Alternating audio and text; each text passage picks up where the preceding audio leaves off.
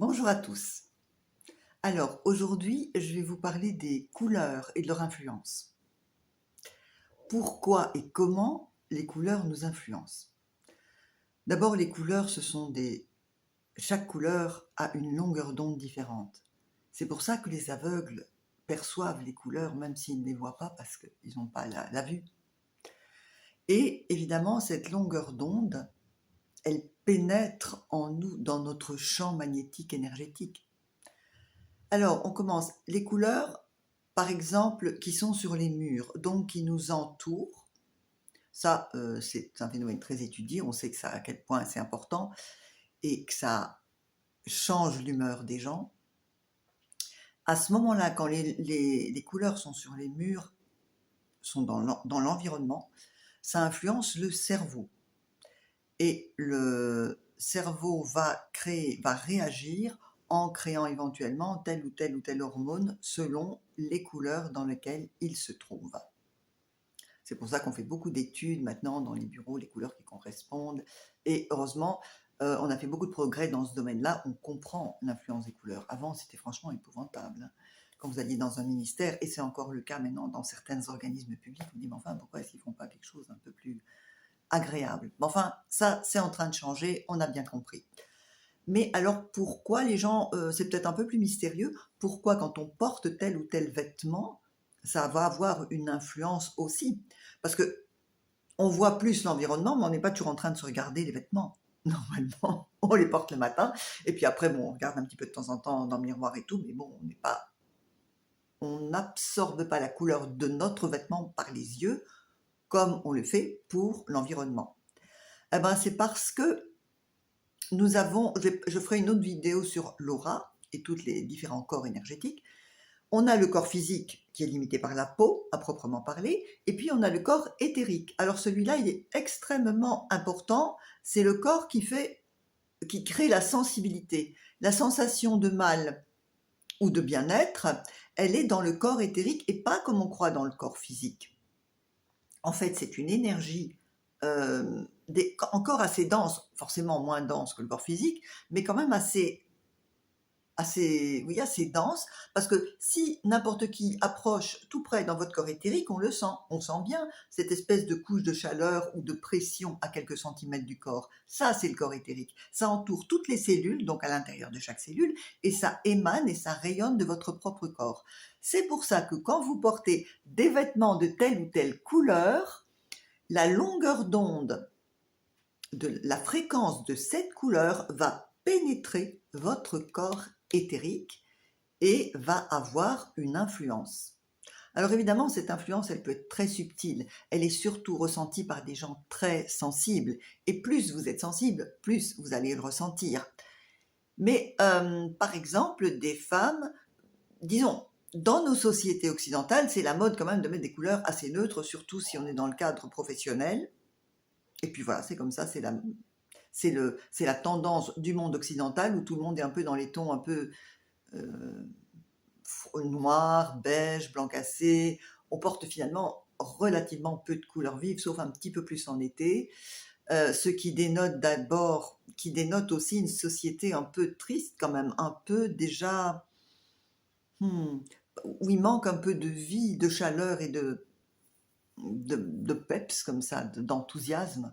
Ces couleurs neutres reflètent ça.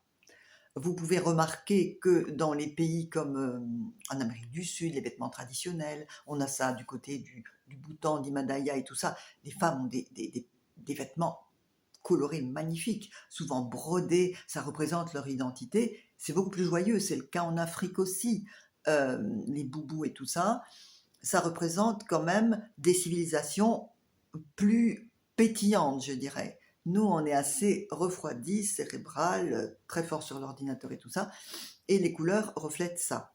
Alors pour les femmes, pour compenser un peu ce phénomène de neutralisation générale, enfin je dis pas que les femmes, au fond les hommes aussi, c'est ridicule ce que je dis, on peut porter des sous-vêtements d'une couleur qui vont, sans vous rendre de façon très subtile, vous influencer justement parce que la couleur peut avoir un effet stimulant ou calmant ou équilibrant à l'intérieur de votre corps énergétique.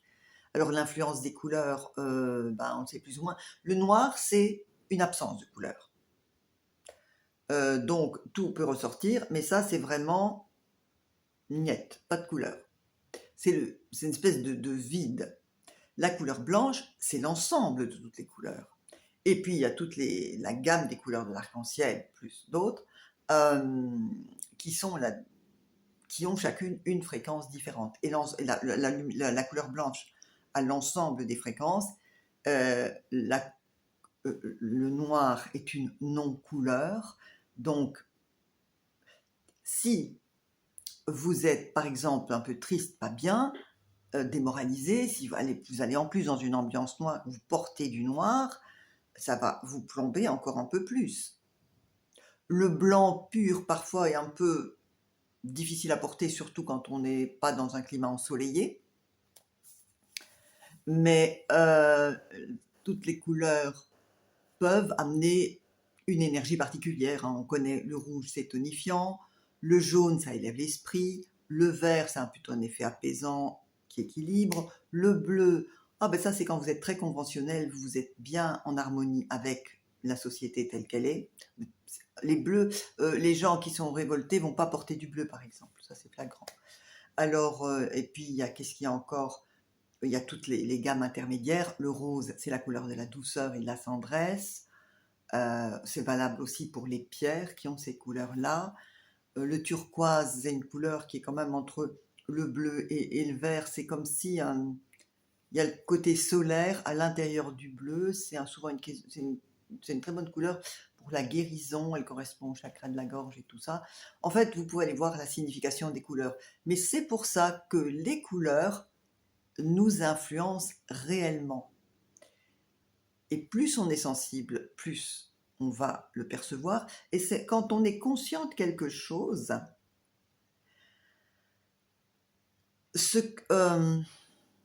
la couleur, par exemple, va être plus ressentie si on en est conscient.